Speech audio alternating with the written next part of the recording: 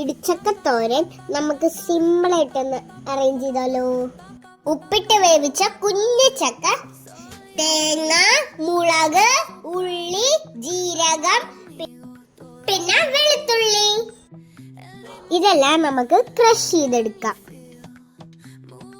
കടുകും ഉഴുന്നും ഉലുവയും നല്ലതായിട്ട് എണ്ണയിൽ പൊട്ടിച്ചെടുക്കുക. വറ്റൽ മുളകും വേപ്പിലയിട്ട് വഴറ്റുക.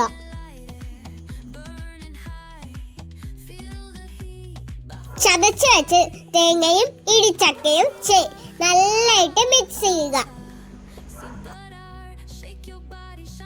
നന്നായി വഴറ്റി വരുമ്പോൾ ഇടിച്ചക്കത്തോരൻ റെഡി.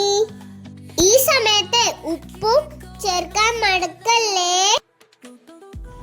അപ്പൊ ഗൈസ്, ഇത് ഞാൻ കഴിച്ചു, അടിപൊളി, ഒന്നും പറയണ്ട.